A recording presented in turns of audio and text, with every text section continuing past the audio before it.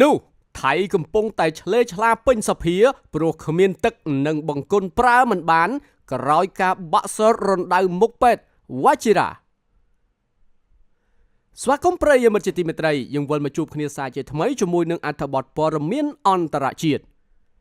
ការបាក់ស្រុតផ្លូវនៅមុខមន្ទីរពេទ្យវ៉ាជីរ៉ានៅលើផ្លូវសាំសែននៅក្នុងទីក្រុងបាងកកប្រទេសថៃបានរំខានការផ្គត់ផ្គង់ទឹកយ៉ាងខ្លាំងដល់តំបន់នេះរួមទាំងសភាផងដែរ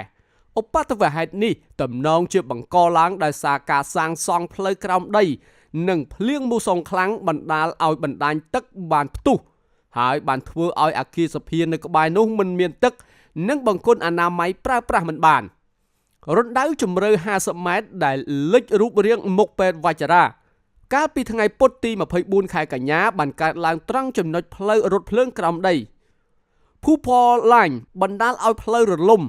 និងផ្ទុះបំពង់ទឹកធំបំពង់ទឹកដែលខូចខាតនាំឲ្យបាត់បង់សម្ពាធទឹកនិងការផ្គត់ផ្គង់ក្នុងតំបន់សភាថៃមានទីតាំងនៅក្នុងខណ្ឌឌូស៊ីតស្ថិតនៅក្នុងតំបន់រងផលប៉ះពាល់បណ្ដាលឲ្យមានការបាត់បង់លទ្ធភាពប្រើប្រាស់ទឹកស្អាតអភិបាលក្រុងបាងកកនិងនាយករដ្ឋមន្ត្រីបានប្រកាសថាទីតាំងនេះជាតំបន់គ្រោះថ្នាក់គ្មានច្រកចូលហើយកំពុងតែសម្របសម្រួលការជួសជុលជាបន្ទាន់មន្ត្រីក្រុងកំពុងតែរៀបចំប្រភពទឹកជំនួសសម្រាប់ប្រជាពលរដ្ឋការជួសជុលនៅតំបន់នោះត្រូវបានគេរំពឹងថានឹងចំណាយពេលយូរជាមួយនឹងបញ្ហាដែលអាចកើតមានរយៈពេលវែងទាក់ទងទៅនឹងការសាងសង់ផ្លូវរូងក្រោមដីបាទប្រិយមិត្តជាទីមេត្រីនេះគឺជាអត្ថបទព័ត៌មានដែលថៃកំពុងតែឆ្លេឆ្លាពេញសភាព្រោះអត់មានទឹកប្រើប្រាស់អត់មានទឹកប្រើក្នុងបង្គន់បាទដោយសារតែការស្រុតបាក់ផ្លូវជម្រៅ50ម៉ែត្របាទនៅមុខមន្ទីរពេទ្យវ៉ាជីរ៉ានៅក្នុងប្រទេសថៃដដែលថៃប្រកាសជុំវិញកន្លែងបាក់ស្រុតថាជាតំបន់គ្រោះថ្នាក់ក្រោយប្រទះឃើញផ្លូវផ្សេងទៀតជ្រាបទឹកអភិបាលក្រុងបាងកកបានប្រកាសតំបន់ជុំវិញផ្លូវសាំសែនជាតំបន់គ្រោះថ្នាក់បន្ទាប់ពីមានការបាក់ស្រុតបង្កើតរណ្ដៅដ៏ជ្រៅនៅមុខមន្ទីរពេទ្យវ៉ាជីរ៉ាកាលពីថ្ងៃពុធនិងដោយសារទើបតែប្រទះឃើញផ្លូវផ្សេងទៀតជ្រាបទឹកស្រដៀងគ្នានឹងកន្លែងកើតហេតុចាស់នេះបើយោងតាមការចេញផ្សាយដោយសារព័ត៌មាន The Nation នៅថ្ងៃទី25ខែកញ្ញាការប្រកាសនេះកើតឡើងបន្ទាប់ពីនៅព្រឹកថ្ងៃប្រហ័សថៃប្រទះឃើញទីតាំង2ទៀតដែលមានការជ្រាបទឹកចម្ងាយ2គីឡូម៉ែត្រពីកន្លែងបាក់ស្រុតដែលបង្ហាញសញ្ញាព្រមានស្រដៀងគ្នាទៅនឹងកន្លែងបាក់ស្រុតលើកដំបូងប៉ូលីសបានបិទចរាចរណ៍ភ្លាមៗនៅទីនោះដើម្បីការពារកុំឲ្យមានគ្រោះថ្នាក់បន្តទៀតគួររំលឹកផងដែរថាកាលពីថ្ងៃពុធទឹកជ្រាបត្រូវបានគេប្រទះឃើញជាលើកដំបូងចេញពីផ្ទៃខាងលើផ្លូវនៅមុខមន្ទីរពេទ្យវ៉ាជីរ៉ានៅម៉ោងប្រហែលជា6ព្រឹកមុនពេលបាក់ស្រុតនៅម៉ោង 6:30 នាទីព្រឹកបង្កើតជារណ្ដៅទំហំ30គុណនឹង30ម៉ែត្រជម្រៅប្រមាណជា17ម៉ែត្រអាជ្ញាធរថៃបានលើកឡើងថាការបាក់ស្រុតនេះបណ្ដាលមកពីការលេចធ្លាយបំពង់ទឹកសំខាន់ដែលតភ្ជាប់ទៅនឹងការសាងសង់ផ្លូវក្រោមដីហូរនាំដីចូលទៅក្នុងផ្លូវរូងក្រោមដីទើបបណ្ដាលឲ្យមានការបាក់ស្រុតនៅពេលនេះផងដែរជាងកំពុងតែព្យាយាមបិទការលេចធ្លាយទឹកនិងលើកបន្ទះបេតុងប៉ុន្តែនៅតែមានការព្រួយបារម្ភអំពីសុវត្ថិភាពជាពិសេសនៅពេលដែលប្រើប្រាស់រថយន្តស្ទូចនៅជិតកន្លែងកើតហេតុលើសពីនេះទៅទៀតកម្មករបានប្រើបាវខ្សាច់ដាក់នៅជុំវិញបំពង់បង្ហូរទឹកដើម្បីទប់ស្កាត់លំហូរទឹកនិងកាត់បន្ថយដីបាក់ខណៈដែលទឹកភ្លៀងបង្កហានិភ័យចម្បងផងដែររដ្ឋបាលក្រុងបាងកក BMA ក៏កំពុងតែស្ដារការផ្គត់ផ្គង់ទឹកដែលរងការរំខានជំលៀសអ្នកជំងឺដែលដេកនៅលើគ្រែចំនួន10នាក់និងសម្រួលចរាចរណ៍ដោយការបង្វែរតាមផ្លូវផ្សេងជំនួសវិញហេតុការបាក់ស្រុតដីនៅទីក្រុងបាងកកកាលពីថ្ងៃពុធបានរំលឹកឡើងវិញនៅលទ្ធផលនៃការស្រាវជ្រាវរបស់អ្នកវិទ្យាសាស្ត្រលើការប្រែប្រួលអាកាសធាតុដោយហៅទីក្រុងបាងកកថាជាទីក្រុងលិចលង់និងប្រឈមបញ្ហាធ្ងន់ធ្ងរបំផុតដោយសារកត្តាអាកាសធាតុនិងទីតាំងភូមិសាស្ត្រទីក្រុងនេះស្ថិតនៅក្រោមនីវ៉ូទឹកសមុទ្ររូបភាពដ៏គួរឲ្យរន្ធត់ខ្លាំងនៅពេលដឹងថាផ្លូវថ្នល់បាក់ស្រុតទៅក្រោមរហូតដល់ជម្រៅជិត50ម៉ែត្រគឺជាហេតុការណ៍ដ៏កម្របំផុតនៅលើលោកទិដ្ឋភាពនៅទីក្រុងបាងកកហាក់ដូចជាការបន្ថែមដ៏គួរឲ្យភ្ញាក់ផ្អើលមួយចំនួនចំពោះបញ្ជីវិបត្តិការប្រែប្រួលអាកាសធាតុអត្ថបទការស្រាវជ្រាវដែលជាការផ្សព្វផ្សាយកាលពីខែមិថុនាឆ្នាំ2019បានហៅទីក្រុងបាងកករបស់ប្រទេសថៃថាជាទីក្រុងលិច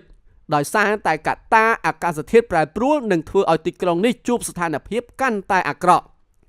ករណីសិក្សាមួយពីសន្ទុះហានិភ័យអាកាសធាតុសកលឆ្នាំ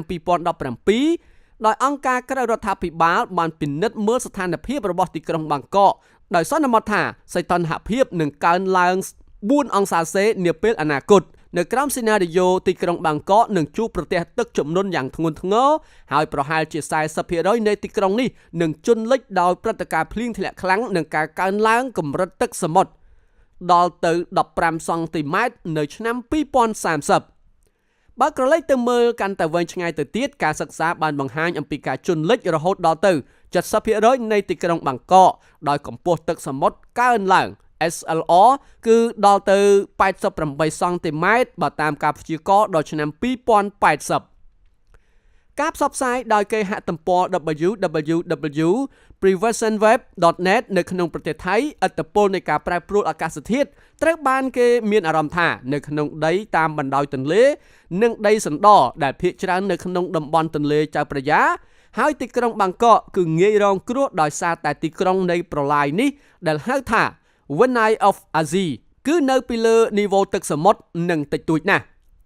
តាមរយៈវិធានការមួយចំនួនទន្លេនេះធ្លាក់ចុះក្រោមនីវ៉ូទឹកសមុទ្ររួចហើយវាស្ថិតនៅក្នុងចំណោមទីក្រុងដែលលិចលឿនបំផុតរបស់ពិភពលោករបាយការណ៍ដែលសិក្សាបានរកឃើញថារាជធានីនៃប្រទេសថៃកំពុងលិចទឹកដល់នៅ2 សង់ទីម៉ែត្រនៅក្នុងមួយឆ្នាំ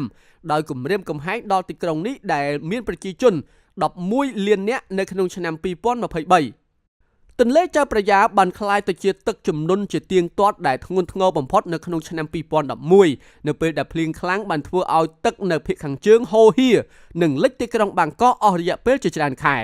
ទឹកជំនន់នៅឆ្នាំ2011បណ្ដាលឲ្យមនុស្សស្លាប់ជាង800នាក់និងការចំណាយប្រាក់ប៉ាន់ស្មាន$80,000 លានអាមេរិកនិងប៉ះពាល់ដល់មនុស្ស13 លាននាក់សន្ទុះហានិភ័យអាកាសធាតុសកលឆ្នាំ2017បានដាក់ចំណាត់ថ្នាក់ប្រទេសថៃនៅក្នុងចំណោមប្រទេសកំពូលទាំង10នៅលើពិភពលោកដែលរងផលប៉ះពាល់ខ្លាំងបំផុតដោយការប្រែប្រួលអាកាសធាតុការរស់រានមានជីវិតរបស់ទីក្រុងបាងកកគឺស្ថិតនៅក្នុងហានិភ័យខណៈដែលសីតុណ្ហភាពដែលនៅបន្តកើនឡើងជារៀងរាល់ឆ្នាំដែលរួមចំណែកបន្ថែមដល់ការកើនឡើងកម្ពស់ទឹកធនាគារពិភពលោកបានព្យាករណ៍ថា 40% នៃទីក្រុងបាងកកអាចនឹងត្រូវបានជន់លិចនៅដើមឆ្នាំ2030ដោយសារតែភ្លៀងធ្លាក់ខ្លាំងនិងការប្រែប្រួលនៃគំរូអាកាសធាតុហេតុការបាក់ស្រុតដីថ្នល់ក្នុងជម្រៅជ្រៅរហូតដល់50 ម៉ែត្រគឺជាក្តីបារម្ភមួយរបស់អ្នករស់នៅទីក្រុងបាងកកនិងហាក់ដូចជាពញាក់ស្មារតីឲ្យ